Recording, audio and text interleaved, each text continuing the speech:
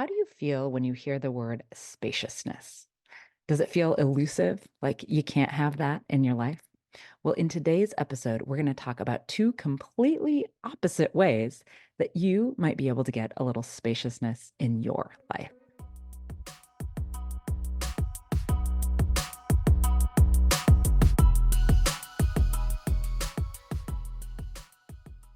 Welcome to the Do More, Stress Less podcast.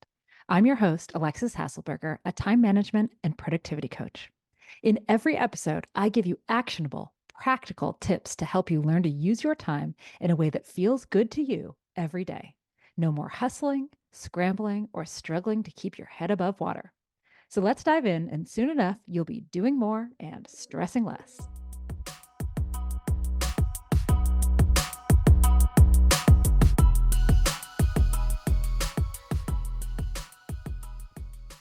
The other day, a friend and colleague of mine wrote a post about the concept of spaciousness in his day. The basic gist was that he feels better when he's not rushing, when he has ample space between meetings, and when his day feels the opposite of compacted. And this really got me thinking because if you asked me if I like spaciousness, I'd say, yes, I like spaciousness a lot. But yet, the way that he arranges his days is not at all the way that I arrange my days. Instead, I arrange my days in a kind of back to back fashion. Yes, I make sure that I have 10 minutes in between meetings, or at least I try. My self sabotaging trait might be that even though I schedule my client sessions for 50 minutes, if my client isn't done talking or has an extra question, my impulse is to be generous with my time in the moment, even if I know when it's happening that I might regret it. But I digress. So my days are actually quite compact. I focus hard, I plan. But my weeks, my months, they're spacious as hell. I'm actually currently experimenting with a 4-day work week right now, which means that I generally work Monday through Thursday from around like 9:15 to 5:30ish, sometimes a little later. But my evenings, my weekends, they are spacious. No work, no email. I exercise, I cook, I read, I watch TV, I crochet, I go to the pottery studio, I take walks with my family. The time feels languid. I approach spaciousness very differently.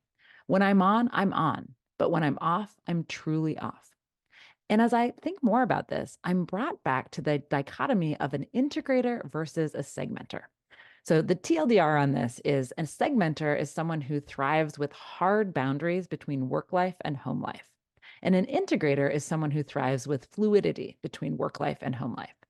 The interesting thing is that when polled, about 30% of people self identify as segmenters, while the other 70% self identify as integrators. But here's the kicker: only half of the integrators are true integrators, those that really thrive with integration.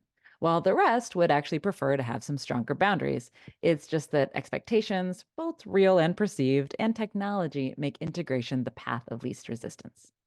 Now, you might be thinking, it's strange for someone like me who loves working from home and who worked at home for a decade before the pandemic made it really a necessity, and who runs my own business to be a segmenter. And maybe it's strange. Perhaps I'm an outlier in the entrepreneurial world. But when I mix the two, I start to feel a little out of control. I start to feel put upon. I start to enjoy my personal life less, and I start to enjoy my work life less. And I suspect that my friend might be a true integrator. Actually, I know this to be true because I asked him before I started this podcast. He's someone who thrives on more porous boundaries.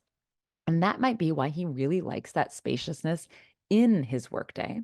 And I like spaciousness around my workdays. Neither way is right, neither way is wrong, but understanding the difference can make it really work for you. So, for you, do you want spaciousness in your day or do you want spaciousness around your day?